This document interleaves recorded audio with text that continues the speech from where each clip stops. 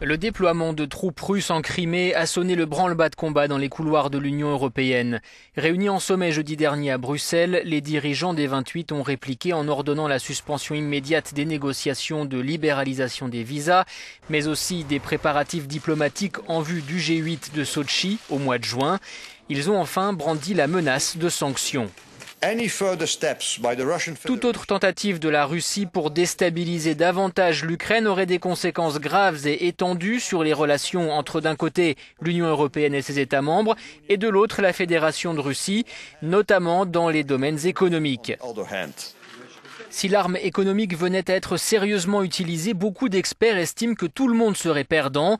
Mais à ce petit jeu, les Européens auraient vraisemblablement moins à perdre que les Russes. Les exportations européennes vers la Russie comptent en effet pour 1% du PIB des 28, alors que les exportations de Moscou vers l'Union représentent 15% du PIB russe. L'Institut de recherche Oxford Economics estime qu'une guerre économique se traduirait par une hausse des prix de l'énergie en Europe, plus 15% pour le gaz, plus 10% pour le pétrole. De quoi faire reculer le PIB de la zone euro d'1,5% d'ici 2015.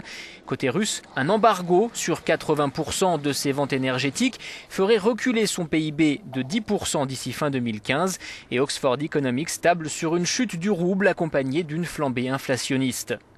Reste que parmi les membres de l'Union européenne, certains sont davantage exposés. L'Allemagne dépend beaucoup du gaz russe importé via l'Ukraine. Il est là le lien. Beaucoup d'entreprises allemandes ont également investi en Russie parce que la Russie était supposée être le marché de croissance. Environ un tiers du gaz et du pétrole consommés en Allemagne provient ainsi de la Russie. Quelques 6 000 entreprises allemandes y sont implantées et 200 000 emplois en Allemagne dépendent du commerce avec Moscou.